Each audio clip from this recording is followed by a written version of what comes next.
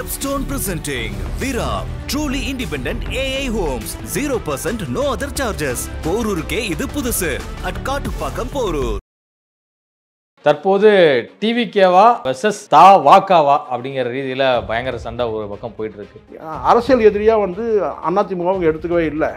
ஒரு பக்கம் கொள்கை எதிரின்னு சொல்லிட்டு பாஜக கிட்டேயும் வந்து இவங்க நழுவுறாங்க எங்கள் டிவிக்கே. அப்போது இங்கே நேருக்கு நேர் திமுகவுக்கு தான் வந்து இவங்க வந்து ஒரு போட்டியாக வந்து கருதுகிறாங்க.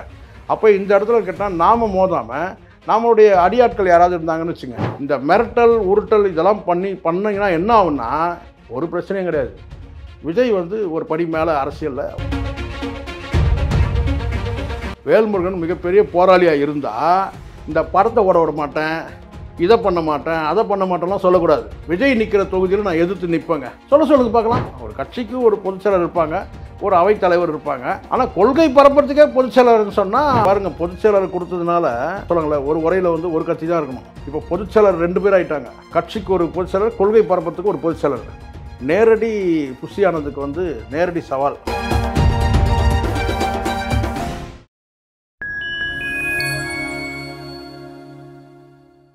ஃபைன் டைம் மீடியர்களுக்கு வணக்கம். நான் உங்கள் சங்கீத் குஹன். நம்ம சிறப்பு நிகழ்ச்சியில் நம்மோடு இணைந்திருக்கிறார் பத்திரிகையாளர் சேகராஜ் ஜெய்சங்கர் அவர்கள். வணக்கம். வணக்கம். எப்படி இருக்கீங்க? நலம். தமிழக வாழ்வுரிமை கட்சியின் தலைவர் வேல்முருகன் அவர்கள் விஜய் அவர்களுடைய கல்வி விருது வழங்கும் விழா குறித்து சர்ச்சைக்குரிய வகையில் பேசியதன் காரணமாக பலத்த கண்டனங்களை வந்து சம்பாதிச்சார். தற்போது டிவிகேவா வெர்சஸ் தா வாக்காவா அப்படிங்கிற ரீதியில் பயங்கர சண்டை ஒரு பக்கம் போயிட்டு இருக்கு. தற்போது தமிழக வாழ்வுரிமை கட்சியின் நிர்வாகி புலேந்திரன் முருகானந்தம் வந்து தன்னுடைய எக்ஸலத்தில் என்ன போட்டிருக்காரு அப்படின்னா, விஜய் அவர்கள் இவ்வளவு மாதிரி சீனிட்டே இருந்தார் அப்படின்னா விஜய் அவர்கள் நடித்து வரக்கூடிய ஜனநாயகம் திரைப்படத்தை ஒரு கன்னட இடம் வெறியர் தான் வந்து எடுக்கிறாரு. இந்த திரைப்படத்தை வந்து தமிழ்நாட்டில் ஓட விட மாட்டோம், ஓடாது அப்படிங்கிற மாதிரி குறிப்பிட்டிருக்கிறாரு. இதை என்ன நடக்குதுன்னு நினைக்கிறீங்க? ரொம்ப பிரச்சனை ரொம்ப பெருசாக போயிடுச்சு. அப்படிலாம் கிடையாது சார். ஒரு விஷயம் இங்கே என்ன நடக்குதுன்னா, எல்லாமே இந்த பிராண்ட் கிரியேஷன் தான். இது இந்த பிராண்டாக விஜய் வந்து ஒரு பிராண்டாக வந்து உருவாகிட்டு வர்றதுனால, பொலிட்டிக்கல் பிராண்டாக, சினிமாவில் ஆல்ரெடி பிராண்டு தான் சரிங்களா. பொலிட்டிக்கலில் ஒரு பிராண்டாக உருவாகும் போது டிஎம்கே வெர்சஸ் டிவிகே, அதாவது டிவிகே வெர்சஸ் டிஎம்கே வரக்கூடாதுன்றதுக்காக ஏதேனும் ஒரு கட்டத்தில் வந்து கேட்டால் சிறிய கட்சிகள் இருக்குது இல்லையா, சரிங்களா. சிறிய கட்சிகள்னா திமுகவை காட்டிலும் வந்து வளராத கட்சிகள் இருக்குது இல்லையா, எல்லாம் வளர்ந்துக்கிட்டு இருக்கிற கட்சி. இப்போ உதாரணத்துக்கு இப்போ நாம் தமிழர் எடுத்துங்க. ஒரு டைமில் உங்களுக்கு தெரியும் நினைக்கிறேன், சீமான் அவர்கள் வந்து உணர்ச்சி வசப்பட்டு உங்களுக்கு பேசினார்ல, முதல்ல ஒன்று இடது பக்கம் நில்லு, அது வலது பக்கம் நில்லு, நடுவில் நின்னா வந்து லாரி அடித்து செத்து போயிடும்னு சொன்னார் இல்லையா. அந்த காலகட்டத்தில் என்ன ஆச்சுன்னு கேட்டிங்கன்னா, ஆஹா பரவாயில்ல, எங்கள் திமுக தரப்பில் என்னன்னா பரவாயில்ல என்டிகேவும் டிவிகேவும் முட்டிக்கிறாங்க அப்படின்னு சொல்லி வந்து கேட்டால், இங்கே போட்டியே வந்து பார்த்தோன்னா வந்து இவங்களுக்குள்ளே தான், என்டிகேவுக்கும் டிவிகேவுக்கு தான் போட்டி, பரவாயில்லன்னு சொல்லி ஒரு குளிர் காயிற மாதிரி பரவாயில்ல மோதிக்கிறாங்கன்ட்டு. இப்போ அவங்க கொஞ்சம் அவேர்னஸ் ஆகிட்டாங்க. இப்போ என்டிகே தரப்புலையும் சரி, சீமான் தரப்புலையும் பல கேள்விகள் விஜய் குறித்து வந்து சில கேள்விகள் வைக்கும் போது கேட்டால் அதுக்கு சரியான பதிலை வந்து சொல்கிறாரு. அங்கே வந்து ஒரு கண்டஸ்டண்ட்டாக வந்து அவர் எடுத்துக்கவே இல்லை. யார் வந்து எனக்கு வந்து அரசியல் எதிரி வந்து விஜய் தான் அப்படின்னு சொல்லி சீமானும் எடுத்துக்கவே இல்லை. சீமான் தரப்புலேயே வந்து கேட்டால் எனக்கு அரசியல் எதிரி வந்து விஜய் தரப்புலேயே வந்து எனக்கு அரசியல் எதிரி வந்து சீமான் அப்படின்னு எடுத்துக்கவே இல்லை. ஸோ நீங்கள் அரசியல் ரீதியாக நட்போடு இருக்கிறீங்களான்றது வேறு விஷயம், ஆனால் எதிரியாக இல்லை இப்போதைக்கு. ஸோ ஒரு கட்டத்தில் விஜய் அவர்கள் வந்து மாநாட்டில் வந்து தமிழ் தேசியமும் திராவிடமும் 2 கண்கள்னு சொன்னார் இல்லையா, அதுக்கு தான் வந்து சீமான் வந்து சொன்னது, ஒன்று இடது பக்கம் நில்லு இல்லை வலது பக்கம் நில்லு, நடுவில் நின்னீங்கன்னா எப்படின்னு சொல்லி சொன்னார் இல்லையா. அதை வச்சு தான். ஸோ அந்த தரப்பில் அந்த டைமில் என்ன பேசப்படும் கேட்டால், அப்பா சரியான போட்டிப்பா இவங்களுக்குள்ள அப்படின்ற மாதிரி கேட்டால் அதிமுக தரப்புலையும் திமுக தரப்புலையும் இவங்களுக்குள்ளே முட்டிக்கிறாங்கன்னு. ஆனால் டிவிகே தரப்பில் என்ன அவங்க வந்து ஒரு ஃப்யூச்சர் அவங்க பிளான் என்னென்னா, நாம் வந்து அரசியல் எதிரி வந்து திமுக பெரிய கட்சி, அவங்களுக்கு நிகராக நம்ம வந்து ஒரு ஒரு கண்டெஸ்ட் பண்ணோம், அவங்களுக்கு எதிர்த்து தான் நம்ம போட்டிடணும், இல்லை அவங்க தான் நமக்கு அரசியல் எதிரின்னு சொல்லி டிக்ளேர் பண்ணோம். அதுக்கான வேலையை அவங்க செஞ்சுட்டே இருக்காங்க தொடர்ச்சியாக. அப்போ இந்த மாதிரி ஒரு சூழ்நிலை திமுக தரப்பில் உங்களுக்கு தெரியும், இப்போது ஒரு கட்சிக்கு வந்து ஒரு பார்வை இருக்குது சார். வேல்முருகன் கட்சியை பொறுத்த வரைக்கும் அது பேர் என்ன, தமிழக வாழ்வுரிமை கட்சி சரிங்களா. அந்த கட்சியை பொறுத்த வரைக்கும் என்னென்னா, இந்த கட்சி தொடங்கணுன்னே கேட்டால் அந்த எழுத்து பிரச்சனை சொன்னாங்க, டிவிகேன்னு வருது, நாங்களும் டிவிகே அப்படின்னு சொல்லி பண்ணாங்க. அது கோர்ட்லலாம் போய் கேஸை போட்டுலாம் நிற்காது தெரியும். ஸோ அதனால் கேட்டால் கட்சிக்கு பேர் வேறு தான். ஆனால் ஆங்கிலத்தில் சொல்லும்போது டிவிகேன்னு சொல்கிறாங்க, தமிழக வாழ்வுரிமை கட்சியும் நமக்கு என்ன கிட்டத்தட்ட அப்படி தான் சொல்லுவாங்க இல்லையா இங்கிலீஷில். அந்த மாதிரி ஒரு பிரச்சனையை எடுத்தாங்க. அதுக்கப்புறம் அது அப்படியே அந்த பிரச்சனையை விட்டுட்டாங்க. அதுக்கு பிறகு இப்போ இவங்க திடீர்னு வந்து கேட்டிங்கன்னா இப்படி வேகம் எடுக்கிறதுக்கு காரணம் கேட்டிங்கன்னா அரசியல் எதிரியாக வந்து அதிமுக அவங்க எடுத்துக்கவே இல்லை. ஒரு பக்கம் கொள்கை எதிரின்னு சொல்லிட்டு பாஜகக்கிட்டேயும் வந்து இவங்க நழுவுறாங்க எங்கள் டிவிக்கு. அப்போது இங்கே நேருக்கு நேர் திமுகவுக்கு தான் வந்து இவங்க வந்து ஒரு போட்டியாக வந்து கருதுகிறாங்க. அப்போ இந்த இடத்துல கேட்டால் நாம் மோதாமல் நம்மளுடைய அடியாட்கள் யாராவது இருந்தாங்கன்னு வச்சுங்க, அடியாள் மாதிரி ஒரு கட்சி இருக்குதுன்னு வச்சுங்களேன். இப்போ கூட்டணி கட்சிகள் அப்படி தானே. ஏன்னா எப்படியும் திரும்ப வந்து விஜயோட வந்து பார்த்தீங்கன்னா வந்து ஒரு அரசியல்னு கேட்டால் நாகரிகம் தவறி எதுவும் பேச முடியாது விஜய் கிட்ட. எப்போவுமே யார்கிட்டையுமே பேச மாட்டோம் திரும்ப. அப்போது திருமாவளவன் வந்து பார்த்தீங்கன்னா வந்து நம்ம வந்து விசிகா வந்து கொம்பு சீவிலாம் விட முடியாது. அப்படின்னாலும் அங்கே இருக்கிற தலைவர்கள் வந்து ரொம்ப நாகரிகமாக பக்குவமாக தான் வந்து சில பேச்சுகள் பேசுவாங்க. இப்போ ஆதவர்ஜனா சொன்னது கூட அந்த வகுப்பு விஷயத்தில் சொன்னபோது அப்போது வந்து சொன்னார், ரவிக்குமார் சொன்னார், எங்களுக்கு நீங்கள் கிளாஸ் எடுக்காதீங்க அப்படின்ற மாதிரி ஒரு நாகரிகமாக சொன்னார். ஸோ இதெல்லாம் ஒரு பெரிய தோரணையில் வந்து ஆதவர்ஜனா பண்ண அந்த சில்மிஷம் இதெல்லாம். ஆனால் இப்போது ஒரு அரசியல் எல்லை, ஒரு மாண்பு, நாகரிகம் இதையோடு வந்து போகக்கூடியவங்க தான் விசிகா. அப்போ அவங்கள வச்சு ஒன்றும் பண்ண முடியாது, கம்யூனிஸ்டை வச்சு ஒன்றும் பண்ண முடியாது. ஸோ காங்கிரஸ் அது மாதிரி பேசக்கூடிய கிடையாது. அப்போது இங்கே வந்து யார் வந்து இங்கே தரம் தாழ்ந்து பேசுவாங்க அப்படின்னு நம்ம இவங்க செலக்ட் பண்ணும்போது கேட்டால் தமிழக வாழ்வுரிமை கழகத்தை வச்சு ஒரு பிரச்சனை எழுப்பலாம் அப்படி தான் அவங்களுக்கு. அப்படி ஒரு இது ஒரு கேட்டால் அரசியல் என்ன சொன்னால் வந்து ஒரு சதி அப்படி நடக்குது. இப்போ திடீர்னு என்ன இவருக்கு வந்து ஜனநாயகன் படத்தில் வந்து கேட்டால் கர்நாடகாவில் கேட்டால் எத்தனை படம் டப்பிங் படம் வந்துட்டு இருக்கீங்க? நான் கேட்குறேன், தெரியாமல் தான் கேட்குறேன், புரிஞ்சுக்கணும். முதல்ல நீங்கள் ஜனநாயகன் படம் விட்டுருங்க சார், அது இன்னும் எத்தனை படம் கேட்டால் மொழியாக்கம் பண்ணியே வருது, டப்பிங் பண்ணி வருதுல்ல. கர்நாடகாவிலேருந்து தான் வரணும்னு கிடையாது, ஆந்திராவிலேருந்து வரலையா, கேரளாவிலேருந்து படம் வரலையா? இங்கே எத்தனை தேட்டரில் வந்து டப்பிங் பண்ண படம் ஓடிட்டு இருக்குது. வேல்முருகன் என்ன பண்ணிட்டு இருக்கிறாரு? தமிழக வாழ்வுரிமை கழகம்ன்றது ஒரு கட்சி, அதனுடைய பணிகள் வந்து கடந்த காலத்தில் நிறைய வந்து உங்களுக்கு தெரியும், நிறைய லிஸ்ட் இருக்குது. நம்ம அந்த லிஸ்ட்டை கூட போட்டு அமிச்சாங்க, நம்ம அதெல்லாம் ஒத்துக்கிறோம். ஒரு பெரிய ஒரு நீண்ட போராட்டம் அவங்க பண்ணிகிட்டு இருக்கிறாங்க. எல்லாம் சின்ன சின்ன வந்து நிறைய விஷயங்கள் வந்து பெருசாக எதுவும் சாதிக்கலனா கூட பார்த்திங்கன்னா ஒரு சின்ன சின்ன விஷயங்களை வந்து அவங்க வந்து மக்களுக்காக வந்து ஒரு களத்தில் இருக்கிறாங்கன்றதுலாம் உண்மை தான். ஆனால் அது தாண்டி கேட்டால் இந்த ஒரு செலக்டிவாக வந்து ஜனநாயகன் படத்தை ஓட விட மாட்டேங்கன்னு நீங்கள் சொன்னீங்கன்னு சொன்னால் அப்போ இதில் தெரிஞ்சிச்சுன்னு கேட்டால் விஜய் வந்து 26 ஏதோ பெரிய கோல் பண்ண போகிறாரு. நீங்கள் ஏதோ திமுகவுக்கு நல்லது பண்ணுறதா நினச்சிக்கிட்டு, இல்லை திமுகவுக்கு ஆதரவாக இருக்கிறதா நினச்சிக்கிட்டு விஜயை வந்து எதிர்க்கிறோன்ற பேரில் நீங்கள் படத்து மேலே கை வைக்கிறது இதெல்லாம் பண்ணிங்கன்னா அது வந்து இன்னும் கொஞ்சம் படம் பாருங்கள். இப்போ வந்து வேல்முருகன் சொன்ன உடனே ஜனநாயகன் மீது பார்வை போயிடுச்சு. ஏன்னா இப்போ தக்லைஃப் வேறு விழுந்திருக்கு, ஒரு பெரிய படம் விழுந்திருக்கு. இப்போ நீங்கள் ஜனநாயகன் படம் இன்னும் எங்கேயோ இருக்குது சார், இன்னும் 6 மாதம் இருக்குது. இப்போ நீங்கள் வந்து ஜனநாயகன் படத்தை நாங்கள் வந்து வெளியிட விட மாட்டோம் அப்படின்னு நீங்கள் சொல்கிறீங்கல்ல, அது நீங்கள் சொல்கிறதோட நோக்கம் என்னென்னு கேட்டிங்கன்னா தக்லைஃபுக்கு பிரச்சனை ஏற்பட்டதுன்னு சொல்லிட்டு அந்த டைமில் வந்து கர்நாடகாவில் வந்து இப்படியான பிரச்சனைகள் எழுப்பினாங்கன்ட்டு. அது சினிமாவில் சார்ந்தவங்க அவங்களுக்குள்ளே பேசி நாளைக்கே கூட சுமூகமான ஒரு நிலையை எட்டலாம். ஏன்னா அங்கே இருக்கிற படம் இங்கே ஓடணும், இங்கே இருக்கிற படம் அங்கே ஓடணும். இதில் சினிமாவுக்கே சம்மந்தம் இல்லாமல் அரசியல் கட்சிகள் உள்ளே நுழைஞ்சு நீங்கள் பண்ணிங்கன்னா சினிமா இண்டஸ்ட்ரி தான் நாசமாகும். இதைத்தான் அவர் செல்வமணி சொல்கிறார். செல்வமணி பேசும்போது ஃபுல்லாக கேட்டிங்கன்னா தெரியும். தயவுசெய்து அரசியல் பேசாதீங்க, சினிமாக்காரங்க அரசியல் பேசாதீங்க அப்படி சொன்னார். இப்போ அரசியல் இப்படி சொல்லணும் இனிமேல் கேட்டினா, அரசியல்வாதிகள் தயவுசெய்து சினிமாவை பற்றி பேசாதீங்க அப்படி பேசணும். ரெண்டுமே பொருளாகும்ல. அது கமலை மையப்படி தான் சொன்னார் செல்வமணி பேசும்போது. சினிமாக்காரங்க தயவு செஞ்சு அரசியல் பேசாதீங்க, இப்போ அரசியல்வாதிகள் சினிமாவை பற்றி பேசாதீங்க. இதனாலலாம் ஒரு விஷயம் ஒன்று கேட்டேன், இதெல்லாம் வந்து நீங்கள் அரசியல் ரீதியாக நீங்கள் விஜய் எதிர்க்கணும்னு சொன்னால் கொள்கை ரீதியாக நீங்கள் எதிர்க்கலாம், தப்பே இல்லை. அவருடைய அரசியல் கொள்கை என்னன்னு பாருங்கள். கொள்கைக்கே தனியாக ஒரு பொதுச் செயலரை போட்டிருக்கிறாங்க, அவங்களோட விவாதம் பண்ணுங்க. அதை விட்டுட்டு இந்த மிரட்டல் உருட்டல் இதெல்லாம் பண்ணிங்கன்னா என்ன ஆகுன்னா ஒரு பிரச்சனையும் கிடையாது.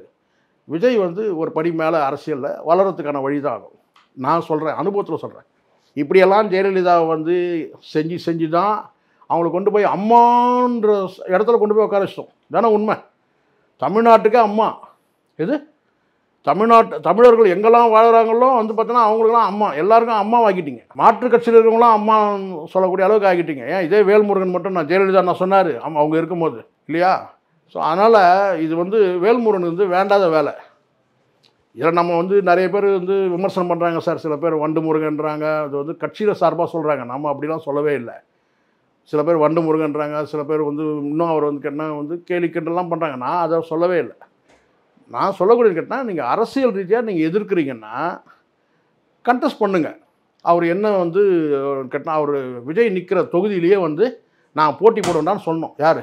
வேல்முருகன். வேல்முருகன் மிகப்பெரிய போராளியாக இருந்தால் இந்த படத்தை ஓட விட மாட்டேன், இதை பண்ண மாட்டேன், அதை பண்ண மாட்டேன்லாம் சொல்லக்கூடாது. என்ன செய்யணும்?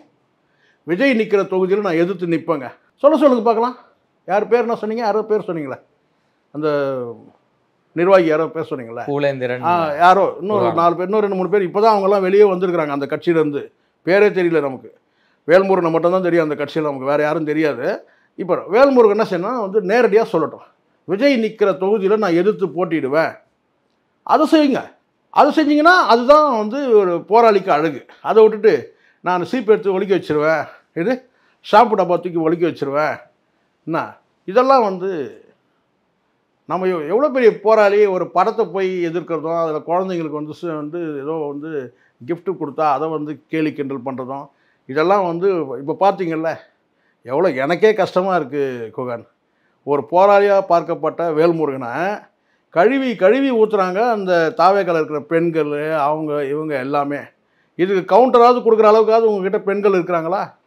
சொல்லுங்கள். நியாயமாக பேசுகிறேன். வேல்முருகன் நேரடியாக கேட்குறேன். நான் குறைஞ்சபட்சம் வந்து தாவேக்கா தரப்பில் வந்து இவ்வளோ நாளாக கட்சி நீங்கள் நடத்துகிறீங்க சார். நீங்கள் அதில் வந்து பெண்கள் வந்து தாவேக்கா சார்பில் ஒரு 10 பேர் பேசுகிறத நீங்கள் பார்த்துருப்பீங்க. வேல்முருகனுக்கு கவுண்டர் கொடுக்குறாங்க. உங்கள் கட்சியிலேருந்து ஒரு 2 பொம்பளைங்க பதில் கொடுக்குறாங்களா? ஆதரவா உங்களுக்கு? நீங்கள் சொன்ன கருத்துக்கு ஆதரவா? சொல்லுங்கள். இப்போ புரியுதுங்களா? முதல்ல வேல்முருகனுக்கு கட்டினா பக்குவப்பட்ட ஒரு மனுஷன். 3 தடவை எம்எல்ஏ வந்திருக்கிறீங்க. ஒரு முதிர்ச்சியோடு நீங்கள் வந்து நடந்துக்கணும். போயிட்டு சின்ன கல் எடுத்து சொல்லுவாங்க தெரியுங்களா? ஒரு பழமொழி சொல்லுவாங்க ஊரில் கிராமங்களில், சின்ன கல் எடுத்து தொடச்சி கையெல்லாம் ஆயிடுச்சுன்னுவாங்க. அந்த மாதிரி கதை தான் வந்து வேல்முருகனுக்கு பொருந்தும். மெச்சூரிட்டியாக நடந்துக்கணும். படத்தை விட மாட்டேன், அதை விட மாட்டேன். நீங்கள் படத்தை விட மாட்டேன்னு சொன்னால் அந்த டைமில் என்ன ஆகும் தெரியுமா? ஊர் முழுக்க ஜனநாயகனை பற்றி தான் பேசுவாங்க, உங்களை பற்றி பேச மாட்டாங்க. அதுவும் இங்கே ஒரு விஷயம் நல்லா புரிஞ்சுங்க. ரஜினி படம் தமிழ்நாட்டில் 3 ஸ்டாருங்க இருக்கிறாங்க. ரஜினி, விஜய், அஜித். இவங்க 3 படத்துக்கிட்ட நீங்கள் போகவே முடியாது. கிட்டே போயிட்டு நான் படத்தை ஓட விட மாட்டேன், தேட்டரை நான் போயிடுவேன் அப்படிலாம் சொல்ல முடியாது. ஏன் சொல்லுங்கள்? கூட்டம் அப்படி இருக்கும். அன்றைக்கெல்லாம் நீங்கள் காணாமல் போயிடுவீங்க. ஏற்கனவே உங்கள் கட்சியில் கேட்டினா வரும் அந்த பண்ருட்டிலையும் அந்த பக்கம் அந்த ஏதோ கொஞ்சம் 1 இயர் பெல்ட்டில் தான் கொஞ்சம் பேர் இருக்கிறாங்க. அவ்வளோதான் உங்கள் கட்சி. அவ்வளோதானே? இல்லை தமிழ்நாடு முழுவதும் இருக்கிறீங்களா நீங்கள்? நியாயமாக பேசுங்க சார். இப்போ திமுக எடுத்துங்க, தமிழ்நாடு முழுவதும் இருக்குது கட்சி. மற்ற கட்சிகள்லாம் தமிழ்நாடு முழுவதெல்லாம் கிடையாது. அதுவும் குறிப்பாக தமிழக வாழ்வுரிமை கழகமாக கட்சி தானே கட்சி. அது வந்து கேட்டால் வந்து பண்ருட்டியில் மட்டும் இருக்கும். அந்த பண்ருட்டி தொகுதியிலேயே வேல்முருகன் வந்து பார்த்தீங்கன்னா தனித்து நின்று ஜெயிக்க முடியாது தெரியுமா? வன்னியர்கள் மட்டும் தானே இருக்கிறாங்க பெருவாரியா. அங்கேயே நீங்கள் தனித்து நின்று ஜெயிக்க முடியாது. அதுவும் இந்த தேர்தலில் வந்து கண்டிப்பாக வந்து நீங்கள் நேருக்கு நேர் மோதுறது இப்போ தெரியாது உங்களுக்கு. இப்போ நல்லா தான் இருக்கும். எலெக்ஷன் டைமில் பாருங்கள், இதெல்லாம் உங்களுக்கு எதிர்வினையாக வந்து முடியும். இதெல்லாம் வடிவேல் கதை தெரியல உங்களுக்கு.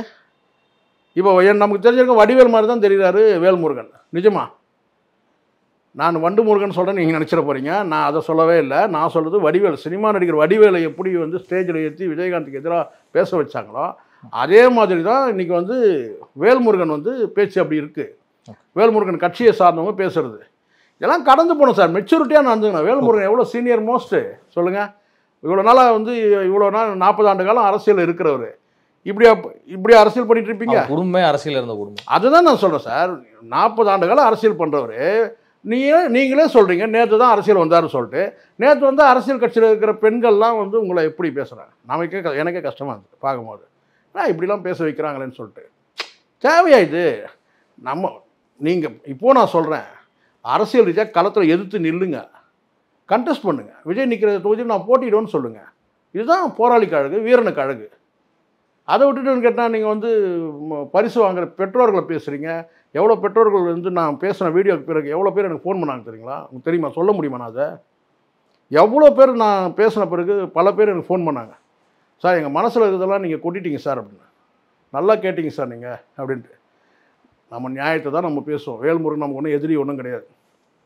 புரியுங்களா? நாளைக்கே எதிர்க்கு பேசினா பார்த்தா நான் பேசுவேன். எனக்கு அந்த துணிச்சல் எனக்கு இருக்குது. சும்மா அந்த உருட்டல் மிரட்டல்லாம் நம்மக்கிட்ட வேலைக்காகாது. இருக்கிறத பேசுவேன் நான்.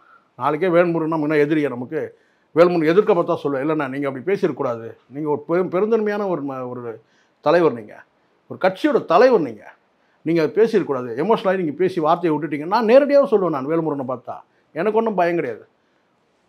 பொதுவாக ஒரு விஷயம் நான் சொல்கிறேன். ஒரு கட்சியை நீங்கள் வந்து பார்த்தீங்கன்னா நேற்று தான் முளைச்ச கட்சி நீங்கள் சொல்கிறீங்கன்னா அதை பற்றியே நீங்கள் நிறைய பேசுகிறீங்க, அந்த கட்சியை பற்றியே நீங்கள் நிறைய பேசுகிறீங்க, இல்லை அந்த தலைவரை பற்றி நீங்கள் நிறைய பேசுகிறீங்க, இல்லை அவங்க நிர்வாக நடவடிக்கைகளை நீங்கள் கொச்சைப்படுத்தி பேசுகிறீங்கன்னு சொன்னால் அந்த கட்சியை நீங்கள் வளர்க்குறீங்கன்னு பொருள்.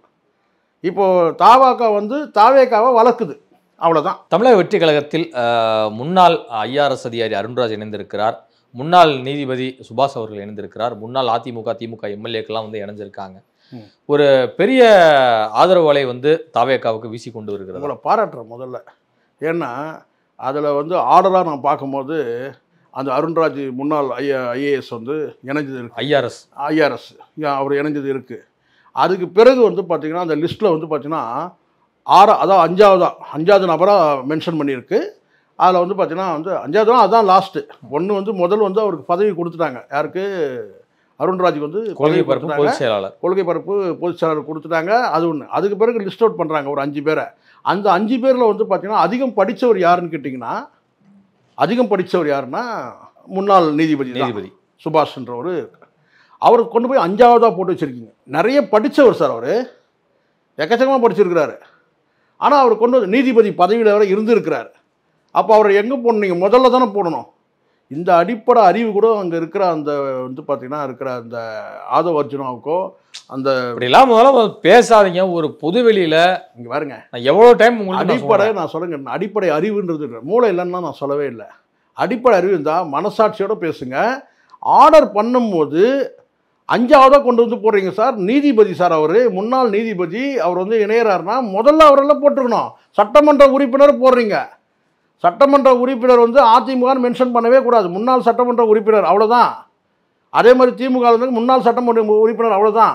நீங்கள் மென்ஷன் பண்ணும்போது நீங்கள் வந்து அதிமுகன்றது மென்ஷன் பண்ணக்கூடாது. அதிமுக வந்து விலகி வந்துட்டாருன்னு வேணால் சொல்லலாம்.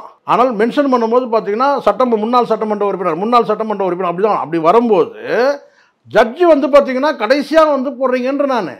ஆனால் ஆர்டர் படி முதல்ல தான் அவர் வரணும். நீதிபதி பேரை தான் முதல்ல சொன்னேன். படிப்புலேயும் அவர் தான் சார் ரொம்ப இருக்கிறாரு. பதவியில் மட்டுமே இல்லை சார். சட்டமன்ற உறுப்பினர் நான் கேட்குறேன், சட்டமன்ற உறுப்பினர் பதவி பெருசா, நீதிபதி பதவி பெருசா? நீங்கள் சொல்லுங்கள். கேட்குறீங்கல்ல, வருதுல்ல, உங்களுக்கு கோவம் வருதுல்ல, சொல்லுங்கள்.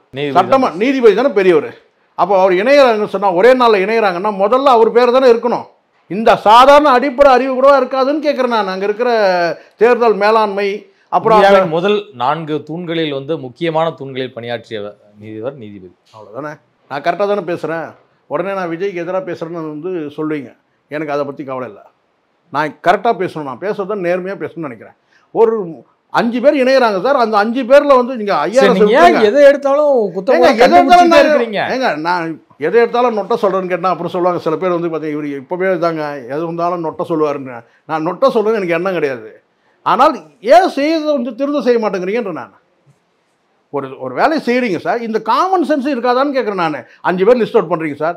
ஒரு நீதிபதி அவரை கொண்டாந்து 5ஆவதாக நம்ம வைக்கிறோமே, முதல்ல தானே அவர் மென்ஷன் பண்ணணும்ன்றது ஏன் அந்த அடிப்படை அறிவு இல்லைன்னு கேட்குறேன் நான் விஜய்கிட்ட இது கோளாறு கிடையாது சார். ஆனால் இதை வந்து அங்கே செய்யக்கூடியவங்களுக்கு வந்து பார்த்தீங்கன்னா வந்து கொண்டு போகிறீங்கல்ல, அவரும் விஜயும் யோசிக்கணும். ஒரு 6 பேர் வந்து இணைகிறாங்க, ஒருத்தர் பதவி கொடுக்குறீங்க, அதில் கையெழுத்து போடுன்னு கேட்டால் எப்போ ஜட்ஜை நீங்கள் எப்போ 5ஆவது போடுங்க, முதல்ல அவர் வைங்கப்பா, அப்படி தானே சொல்லணும்.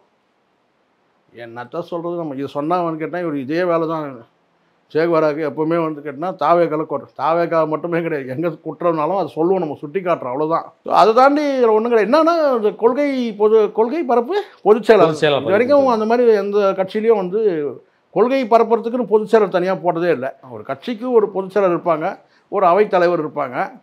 ஆனால் கொள்கை பரப்புறதுக்கே பொதுச் செயலர்னு சொன்னால் அப்போ அங்கே இருக்கிற தம்பி லயலமணியோட நிலைமை என்ன? அந்த இன்னொருத்தர் இருக்கிறார்ல தம்பி, அவர் ராஜ்மோகன் கொள்கை பரப்பு செயலாளர், இவர் லயலமணி இணை செயலாளர். அவர் கொள்கை பரப்பு செயலாளர், இவர் வந்து இணை செயலாளர். யார்? தம்பி லயலமணி. ஆமாம். இப்போ இவங்களுக்கு மேலே அவர் அப்படிதானே? அப்படிதான் வரும். கொள்கை பரப்பு பொதுச் செயலாளர்னா அவருக்கு கீழே வந்து ராஜ்மோகன் வந்துடுவார். அதுக்கப்புறம் வந்து லயலமணி வந்துடுவார். கொள்கை பரப்பு தலைவர்னு யாராவது கொடுப்பாங்களா? ஒரு வேளை அடுத்து யாராவது வந்தாங்கன்னா இல்லை கேட்குறேன் சார். இப்போ அடுத்து வராங்களே யாராவது வராங்கன்னு வச்சுங்களேன், இப்போ இவர் ஐஆர்எஸ், இப்போ ஐஏஎஸ் யாருன்னா வந்தாங்கன்னு வச்சுங்களேன், இல்லை ஐபிஎஸ் யாருன்னா வந்தாங்கன்னா அவங்களுக்கு தலைவர் பதவி கொடுப்பாங்கன்னு நினைக்கிறேன். கொள்கை பரப்பு தலைவர் இல்லை, கொள்கை பரப்பத்துக்கே ஒரு பொதுச் செயலர் போடுறாங்களே சார், கொள்கை பரப்பு பொதுச் செயலர். ஸோ எப்படி இருந்தாலும் எலெக்ஷன் கமிஷனில் இது பதிவாக போகிறதில்ல, இது இங்கே கொடுக்குறது பதவி தானே. எலெக்ஷன் கமிஷனில் குறிப்பிட்ட சில பேர் வந்து எத்தனை பேர் வந்து விதிகள் இருக்குதோ அத்தனை பேருக்கு மட்டும் போஸ்டிங் கொடுத்துட்ருப்பாங்க. இது இவங்களுக்கு டொமஸ்டிக், இவங்க உள்ளுக்குள்ளே இவங்களுக்கு கொடுத்துக்கிறது தானே. கொள்கை பரப்பு தலைவர் கூட கொடுக்கலாம். அடுத்து யாராவது வந்தாங்கன்னா இவர் கொள்கை பரப்பு பொதுச் செயலாளர், எப்படியும் தள்ளுமுள்ளு நடக்காமல் இருந்தால் சரி. அதில் இருக்கிற இப்போ பாருங்கள், பொதுச் செயலாளர் கொடுத்ததுனால ஒரு என்ன சொன்னால் ஒரு வால் சொல்லுங்களேன், ஒரு உரையில் வந்து ஒரு கட்சி தான் இருக்கணும். இப்போ பொதுச் செயலர் 2 பேர் ஆகிட்டாங்க. கட்சிக்கு ஒரு பொதுச் செயலர், கொள்கை பரப்பத்துக்கு ஒரு பொதுச் செயலர். நேரடி புஷி ஆனந்துக்கு வந்து நேரடி சவால், அருண்ராஜ் வந்து நேரடி சவால். புஷி ஆனந்த் நினைப்பார், இவனுங்க வேறு தலைவலியாக இருக்குது, ஏற்கனவே இந்த ஜான் ஆரோக்கியசாமி வந்து சமாளிக்க முடியல, அடுத்தது இவனை கொண்டு வந்து விட்டாங்க யாரை, ஆதவர்ஜுனாவில்.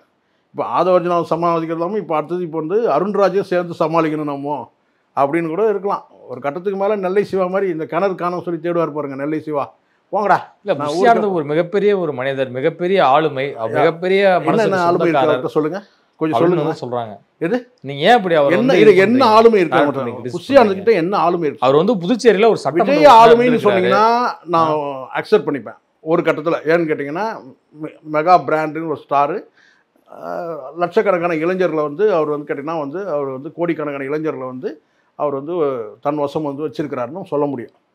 ஆளுமை புஷி ஆனதுக்கு என்ன இருக்கு? அதான் நான் சொன்ன ஆளுமை இருக்கு. புதுச்சேரியில சட்டமன்ற உறுப்பினர், சட்டமன்ற பல ஆண்டுகள் வந்து 2 மக்கள் இயக்கத்தினுடைய தலைவரா இருந்திருக்காரு. கேட்டா வந்து இந்த இப்போ இறங்குறது 5 வருஷத்துக்கு முன்னாடி வந்து விஜய் இறங்கியிருக்கணும். இந்த 5 வருஷம் லேட் ஆனதுக்கு காரணமே வந்து கேட்டினா எஸ்ஏசிக்கு புஷி ஆனந்துக்கு விஜய் இவங்களுக்குள்ள ஏற்பட்ட அந்த தள்ளுமுள்ளு தான் 5 வருஷம் லேட் ஆச்சு. இல்லைனா 21 வந்து பார்த்தீங்கன்னா வந்து இப்போ இருக்கிற அந்த 26 எடுக்கிறது 21 எடுத்துருக்கலாம், லீட் பண்ணியிருக்கலாம். 14 ஜெயலலிதா இருந்துட்டாங்க சார். அதுக்கப்புறம் வந்து கேட்டால் வந்து ஆளுமையே இல்லை. 19க்கு பிறகு வந்து கேட்டால் பெரிய வேக்கன்ட் இருக்குன்னு நல்லா தெரியும் சரிங்களா. 21 வந்து எலெக்ஷன் இருக்குது. இந்த 2 வருஷத்தில் கட்சியை வளர்த்துருக்கலாம். புஷி ஆனதால் லேட்டு. புஷி ஆனதுக்கே கட்சி தொடங்கும்போது விருப்பம் கிடையாது, தெரியுமா யாருக்காவது? புஷி ஆனதுக்கு கட்சி தொடங்குறது விருப்பம் கிடையாது. விஜய்க்கு விருப்பம். அந்த விருப்பத்தை வந்து பார்த்தீங்கன்னா வேறு வழி இல்லாமல் வந்து விஜயை சுற்றியுள்ள இன்னும் சில பேர் இருக்கிறாங்க. புஷி ஆனது இல்லை, புஷி ஆனது அல்லாமல் விஜயோட நெருக்கமானவங்க எல்லாம் சேர்ந்து பிளான் பண்ணி அதுக்கப்புறம் வந்து கேட்டால் எங்கே விஜய் கட்சியெல்லாம் தொடங்கினா நம்ம கைக்கு உள்ளே இருக்கிறவர் வெளியே போயிடுவாரோன்ற அந்த இதில் புஷி ஆனதுக்கு கட்சி தொடங்குற விருப்பமே கிடையாது. அவருக்கே நல்லா தெரியும் ஒரு கட்சியோட பொதுச் செயலாளர்களுக்கு கெப்பாசிட்டி அவர் கிடையாது. இன்னும் போக போக உங்களுக்கு தெரியும். இப்போ தான் மெல்ல மெல்ல வந்து இப்போ ஒரு பொதுச் செயலர் வந்துட்டார்ல, கொள்கை பரப்பு இவ்வளவு தூரம் அவர் மெனக்கிட்டு நல்லா புரிஞ்சுங்க, நல்லா விஷயம் புரிஞ்சுங்க. ஒவ்வொரு ஃபங்க்ஷனையும் பார்த்து விஜய் பாருங்க, நீங்கள் நல்லா புரிஞ்சுங்க. தமிழக வெற்றி கழகத்தில் தொழிற்சங்க அணி பல அணிகள் இருக்குது. முக்கியமான அணி வந்து கேட்டினா தொழிலாளர்களை வந்து வழிநடத்தக்கூடிய தொழிற்சங்க அணின்னு ஒன்று. ஸோ தொழிற்சங்க அணி வந்து இன்னும் தொடங்கவே இல்லை. அந்த தொழிற்சங்க அணிக்கு வந்து அருண்ராஜா வந்து ஐஆர்எஸ் போட்டிருந்தாருன்னா நீங்கள் சொல்லலாம், ரைட், ஒரு அணிக்கு வந்து ஒரு பொதுச் செயலர் போட்டுக்கிறார். கொள்கைக்கே வந்து ஒரு பொதுச் செயலர் போட்டுக்கிறாருன்னு சொன்னால் இவங்கள வந்து பார்த்திங்கன்னா வந்து ஏதோ ஒரு இடமாற்றம் இருக்குதுன்னு அர்த்தம். இப்போ எலெக்ஷன் வேலையை மட்டும் நீ பார்த்துக்க, எது எலெக்ஷன் வேலையை மட்டும் நீ பார்த்துக்க. யார்? ஆதவர்ஜுனா. சார் ஆதவர்ஜுனாவுக்கும் வந்து ஒரு ஐஆர்எஸ்க்கும் டிஃப்ரெண்ட் இருக்குது சார். இப்போ வந்திருக்கிற ஒரு டேலண்டான ஆளாக கூட இருக்கலாம், நமக்கு தெரியாது, யாருன்றது தெரியாது நமக்கு. ஒருத்தர் ஒரு ரிசைன்மெண்ட்டு வந்த உடனே அவருக்கு ஒரு போஸ்டிங் கொடுக்குறாங்கன்னா அவர் எங்கேருந்து வராரு, யாருக்காக வராரு, யார் சொல்லி அனுப்புகிறாங்க அப்படின்னு நிறைய இருக்குல்ல. ஸோ அப்படி இருக்கும்போது கேட்டால் அப்போது இங்கே வந்து எலெக்ஷன் வேலையை மட்டும் ஆதவர்ஜுனா பார்ப்பார். ரசிகர்களை இந்த வந்து அந்த கம்யூனிகேஷன் இதெல்லாம் வந்து என்ன ஒரு பார்த்துப்பார். ஒரு கட்சியோட கொள்கைக்கு இப்போ நீங்கள் தொழிற்சங்க அணி ஒன்று, இலக்கிய அணி, தொழிற்சங்க அணி, இனி பல அணி, அதான் 28 அணி வந்து நியமிக்க போகிறாங்களே, அந்த அணிக்கு தலைவரை போட்டிருந்தா பரவாயில்லையே. ஆனால் கொள்கைக்கே வந்து போடுறாருல, கொள்கைக்கே தலைவரை போட்டாச்சு சார், சாரி பொதுச் செயலர் போட்டாச்சு. அப்போ அங்கே வந்து இருக்கிற 2 பேர் என்ன ஆவாங்க? தம்பி ஒரு நாக்கு தலை பேசுவார், அவர் யார் யூடியூப்பில்? இவர் ராஜ்மோகன். நம்ம தம்பி வந்து லைலாமணி. இவங்களுடைய நான் வந்து பார்த்தா இவங்களுக்கு வழிகாட்டுறதுக்கு அவர் வந்திருக்கிறார், அவ்வளோதான். யார் வந்திருக்கிறது? அருண்ராஜ் ஐஆர்எஸ் வந்திருக்கிறார். அப்படி தான் நம்ம எடுத்துக்கணும். ஆனால் இது நல்ல அணுகுமுறை தான், நான் இல்லை நான் கேள்வியோ கிண்டலாம் நான் பண்ணல. பட் இருந்தாலும் என்னன்னு கேட்டிங்கன்னா வந்து ஒவ்வொன்றுத்துக்கும் பொதுச் செயலர் போட்டிங்கன்னா அது எப்படி சரியாக வரும்? கொள்கை செயலாளர், கொள்கை பரப்பு செயலர் போட்டாலே அது போதும். அதுக்கு கொள்கை பரப்பு பொதுச் செயலாளர் போடுறது தான் அங்கே வந்து யோசிக்க வேண்டியதாக இருக்குது. எதுக்கு இது? கொள்கை பரப்பு செயலரே போட்டுருக்கலாமே. இல்லை, அந்த தம்பிக்கு வேறு ஏதோ ஒரு போஸ்டிங் கூட போட்டிருக்கலாம். யார்? தலைமை நிலை செயலாளர். இன்னும் எவ்வளோ இருக்குது இல்லை? தலைமை செயலர் தான் இங்கே ராஜசேகர்லாம் இருக்காரு. அதுதான் சார், அதுதான் கொஞ்சம் வேறு மாதிரி மாற்றிடலாம். கொள்கை பரப்பு பொதுச் செயலர்னா புஷியானதுக்கு ஏதோ வேட்டு வைக்கிற மாதிரிலாம் இருக்குது. நீங்கள் ஏற்கனவே அங்கே வந்து அலர்ஜியில் அரசியல் பண்ணுறவர். நிஜமா அலர்ஜி அரசியல் தான் யார்? புஷியானதுக்கு. இப்போ அவர் இன்னும் நான் ஓவர் டைம்லாம் பண்ணணும், இது மூளைக்கு வேலை கொடுத்து.